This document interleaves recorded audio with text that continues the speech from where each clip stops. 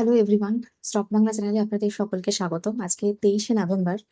আজকে আমি পরবর্তী যে 5 দিন মার্কেট চলবে তার সেইখানে মার্কেটের কি কি নিউজের উপর কিছু ইম্প্যাক্ট থাকতে পারে সেই বিষয়, প্লাস কালকে প্রি মার্কেট কিছু নিউজ, কিছু কোম্পানির নিউজ নিয়ে, আর ইন্ডিয়ান মার্কেটে কিছু নিউজ নিয়ে, গ্লোবাল কিছু নিউজ নিয়ে আলোচনা করবো এই ভিডিওতে। এবার আমরা যদি কালকের জন্য লেভেলটা দেখি নিফটি 50, সেক্ষেত্রে 26,000 একটা মেজর সাপোর্ট লেভেল। এবার উপরের দিকে রেজিস্ট্যান্স রয়েছে 26,180-200 এই লেভেলে। গিফট নিফটি এখন আমি যখন ভিডিও করছি এখন অনেকটা নিচে আমি গিফট নিফটিকে দেখছি। তো কালকে গিফট নিফটি কিরকম লেভেল থাকে সেটা দেখার থাকবে, তার উপর ডিপেন্ড করবে কিরকম কি ওপেনিং হচ্ছে মার্কেটে সেটার উপর। এবার ব্যাংক নিফটির ক্ষেত্রে 59,132-50 এই লেভেলটা উপরের দিকে রেজিস্ট্যান্স লেভেল হিসেবে কাজ করছে ইন্ডিয়ান মার্কেটে কালকের জন্য। আর নিচের দিকে 58,850-800 এইটা সাপোর্ট লেভেল হিসেবে কাজ করবে। সেন্সেক্স এর ক্ষেত্রে 85,560-600 এই লেভেলটা রেজিস্ট্যান্স লেভেল। আর নিচের দিকে 85,215-200 এইটা হচ্ছে সাপোর্ট লেভেল হিসেবে কাজ করছে। এছাড়া November 28-এ আমরা ইন্ডিয়ার জিডিপি ডেটা রিলিজ হতে দেখবো। তার আগে পর্যন্ত মার্কেট কিন্তু ভোলাটাইল থাকবে। আমরা যদি ইন্ডিয়া ভিক্স দেখি সেখানেও আমরা দেখছি যে 13% রয়েছে। Market volatility, high volatile market রয়েছে এবং আনসার্টেনিটি মার্কেটও রয়েছে, সেটা আমরা বুঝতে পারছি। এবার আরো একটা ইতিমধ্যে যে নেগেটিভ নিউজ এসছে ইন্ডিয়ান মার্কেটে সেটা হচ্ছে রুপি কিন্তু অল টাইম লো। তো এই লো হওয়ার জন্য এফআইআই এমনি আমরা দেখছিলাম যে সেলিং হয়েই যাচ্ছে, বাইং খুব একটা হচ্ছে না, ওই একদিন দুদিন বাইং হচ্ছে, সেখানেও খুব বেশি পরিমাণ বাইং হচ্ছে না, কন্টিনিউ সেলিংই হয়ে যাচ্ছে। এবার রুপিটা যেহেতু এখন অল টাইম লো, তো বাইং মানে সেলিং আরো বাড়বে। দেখা যাক ইন্ডিয়া ইউএস ট্রেড ডিলটা কিরকম হবে, এখন শুধু সেটার উপর ডিপেন্ড করছে, সবাই শুধু সেটার দিকেই নজর। সেটা যদি ভালো হয় তো এফআইআই বাইংটা আবারও স্টার্ট হতে পারে। তো এটা রয়েছে। এছাড়া জিডিপির যে এক্সপেকটেশনটা রয়েছে Q2 এর যে এক্সপেকটেশন, তো সেখানে ইকোনমিক্সটা বলছেন যে ভালো রকম একটা জিডিপি ডেটা আমাদের আসতে পারে। তো সেক্ষেত্রে তার আগে পর্যন্ত মার্কেট তো ভোলাটাইল থাকবে, সেটাই স্বাভাবিক। আর আমরা যে কোম্পানিগুলো দেখছি তার মধ্যে সব থেকে একটা ব্যাড নিউজ যে কোম্পানির জন্য এসেছে সেটা হচ্ছে HAL, তেজস যে ফাইটার জেট। সেখানে আমরা দেখছি যে দুবাইতে একটা এয়ার শো হচ্ছিল, সেই এয়ার শোতে ক্র্যাশ করে গেছে। শুধু সেটা কথা নয়, ক্র্যাশ করে গেছে, পাইলটও মারা গেছে। এবার ব্যাপারটা হচ্ছে তো রেপুটেশন তার একটা গন্ডগোল হচ্ছে। এবং এবার যে এক্সপোর্ট করতে যাব কোনো দেশ যে কিনবে, মানে এর আগেও অনেক দেশের সঙ্গে কথা হয়েছিল কিন্তু কেউই আর কি HAL এর থেকে কিছু বাই করেনি। তো এখন রেপুটেশনের উপরেও একটা মানে দাগ তো পড়বে, যেহেতু এরকম একটা ব্যাপার। তবুও এর আগে আর কি যে সমস্ত কোম্পানিগুলো তাদের যে রেকর্ড আছে তার থেকে HAL এ এরকম ক্র্যাশ হওয়ার রেকর্ডটা অন্তত কম। এটা বোধহয় 2 নম্বর বার হচ্ছে যার জন্য এরকম ক্র্যাশটা হলো। যাই হোক, তবুও HAL কালকে মার্কেটে কিরকম, মানে এই খবরটা এসছে হচ্ছে আমাদের ফ্রাইডের যে মার্কেট 3টে 30 অফ হওয়ার মানে ক্লোজ হওয়ার পর।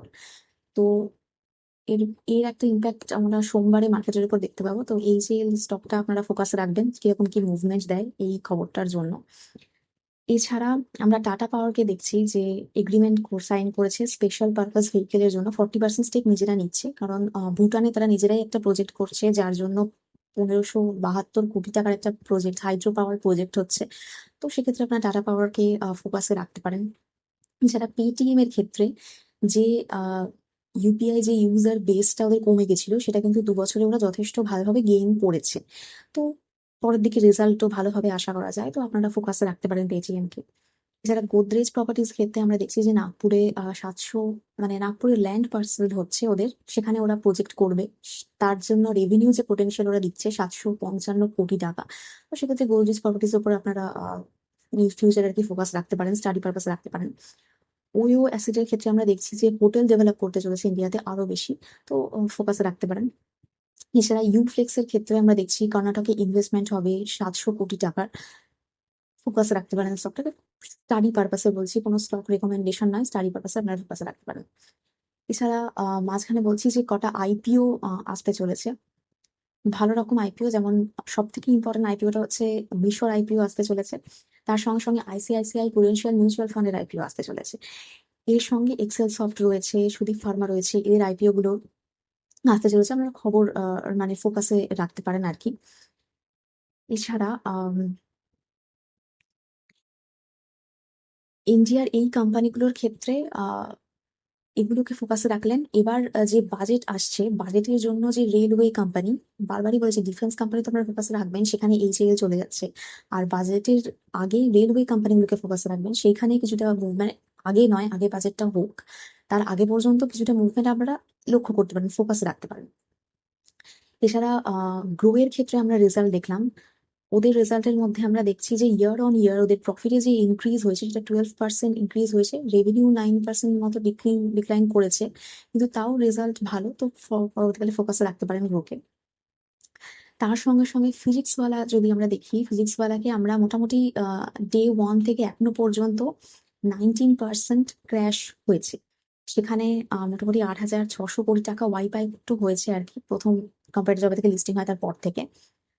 সেটা স্বাভাবিক, মানে প্রফিট বুকিং এর ক্ষেত্রে এরকম কোম্পানি যখন একটা প্রচন্ড পরিমাণে একটা র্যালি দিয়ে আর কি একটা হাইতে যাচ্ছে, সেখান থেকে প্রফিট বুকিং হয়ে কিছুটা নামাটা স্বাভাবিক ব্যাপার। তো তার জন্য কোম্পানি একদম শেষ হয়ে গেছে এটা নয়, ফোকাসে অবশ্যই রাখতে পারেন। এছাড়া কোটাক মাহিন্দ্রা ব্যাংকের ক্ষেত্রে আমরা দেখছি তারা বোর্ড অ্যাপ্রুভ করেছে স্টক স্প্লিটের, এই খবরটাও রয়েছে। Plus IDBI bank stake sale হচ্ছে, সেটা তো আপনারা জানেনই। তো সেখানে কোটাক মাহিন্দ্রা ব্যাংক কিন্তু একদম ফার্স্টে রয়েছে। তো কোটাক মাহিন্দ্রা ব্যাংকের উপর কালকে আপনার ফোকাস থাকবে কালকে। এছাড়া ওলা ইলেকট্রিকের ক্ষেত্রে যে আমরা কেসটা দেখছিলাম, একজন এমপ্লয়িজ মারা গেছেন, সেই জন্য যে কেসটা হচ্ছিল ওলা ইলেকট্রিকের উপর, সেইটার ক্রাইম ব্রাঞ্চের কাছে চলে গেছে। তো ফোকাসে রাখতে পারেন ওরা কিরকম কি মুভমেন্ট দেয়, তো একটা নেগেটিভ ইম্প্যাক্ট থাকবে এর জন্য কোম্পানির উপরে। যারা ইন্ডাসইন্ড ব্যাংকের ক্ষেত্রে আমরা দেখছি $1 বিলিয়ন ফান্ড রেজিং করেছে ওরা। এবার করেছে মেন ব্যাপারটা হচ্ছে যে ইকুইটি শেয়ার, যেটা পার শেয়ার নাকি 875 থেকে 950 টাকা করে বাড়বে। তো সেটা অ্যাকচুয়ালি মার্কেটের জন্য ভালো। তো কিছু মুভমেন্ট এক্সপেক্টেড সোমবারের মার্কেটে আপনারা দেখতে পারেন যে আরো কিছু হয়। অলরেডি 3% এর জন্য মুভ দিয়েছে, কিন্তু আবার সোমবারের মার্কেটে খেয়াল করে রাখতে পারেন যে কিরকম কি মুভমেন্ট দেয়। তো এই খবরই রয়েছে। এছাড়া আমরা যদি গ্লোবাল মার্কেট দেখি, গ্লোবাল মার্কেটের ক্ষেত্রে আমরা কিন্তু বৃহস্পতিবার বেশ ভালো রকমের মুভমেন্ট দেখছিলাম গ্লোবাল মার্কেট। তারপরে হুট করে যেই ট্রাম্প এআই এর ওপর একটা স্ট্রিক্ট রেগুলেশন আনা হচ্ছে, এইরকম একটা ব্যাপার ঘোষণা করা হলো, হোয়াইট হাউস থেকে বলা হলো, তখন দেখা গেল যে ফট করে অনেকটা পড়ে গেল। এবার তারপরেও এই লাস্ট শুক্রবারে ভালো রকমই পজিটিভ রয়েছে ডাও জোন্স। এবার সেই অনুযায়ী দেখা যাক যে আমাদের ইন্ডিয়ান মার্কেট কি মুভমেন্ট দেয়। এছাড়া ডিসেম্বরে যে রেট কাট হওয়ার কথা ফেডের, সেখানে নন ফার্ম পেরোল ডেটা আমরা ইউএস এর বেশ ভালো রকম দেখছি। তো সেক্ষেত্রে ডিসেম্বরের যে রেট কাট হওয়ার চান্স একটা ছিল, তো সেটা কিন্তু আবার কমেই আসছে একটু। তো দেখা যাক কি হয়। এছাড়া সফট ব্যাংকের ক্ষেত্রে আমরা দেখছি ওরা $3 বিলিয়ন ইনভেস্ট করছে ওহাইও ফ্যাক্টরিতে, যেটা অ্যাকচুয়ালি ওপেন এআই এর যে ডেটা সেন্টার সেটাতে। তো এই কারণে হতে পারে যে মানে ন্যাসড্যাক মানে একটুখানি আর কি ইউএস কোম্পানিগুলো একটু পজিটিভলি মুভমেন্ট দিল। তো এই ইনভেস্টমেন্ট রয়েছে। এছাড়া এলএলবির ক্ষেত্রে আমরা দেখছি ফার্স্ট ফার্মা কোম্পানি, যে কোম্পানিটা $1 ট্রিলিয়ন মার্কেট ক্যাপিটালাইজেশনে পৌঁছে গেছে। এই কিছু নিউজ রয়েছে। এছাড়া এনভিডিয়ার ক্ষেত্রে যে এখনো পর্যন্ত এই এআই বাবল নিয়ে যে একটা ফিয়ার হচ্ছিল, সেই ফিয়ারে আরো একটা বলা যেতে পারে যে এনভিডিয়া কিন্তু 11% মতো পড়ে গেছে এই একটা মাসে। তো এআই বাবল বাস্ট করবে এই ব্যাপারে একটা ফিয়ার যে মার্কেটে হচ্ছিল, তারপর থেকেই এরকম সেল অফ হচ্ছে। তো সেটার জন্য গ্লোবাল মার্কেট কিছুটা ইম্প্যাক্টেড হচ্ছে, এবং তার জন্য অবশ্যই ইন্ডিয়ান মার্কেটেও কিছুটা ইম্প্যাক্ট থাকবে, আছে, রয়েছে। তো এবার দেখা যাক সোমবার দিন মার্কেট কিরকম কি মুভমেন্ট দেয়।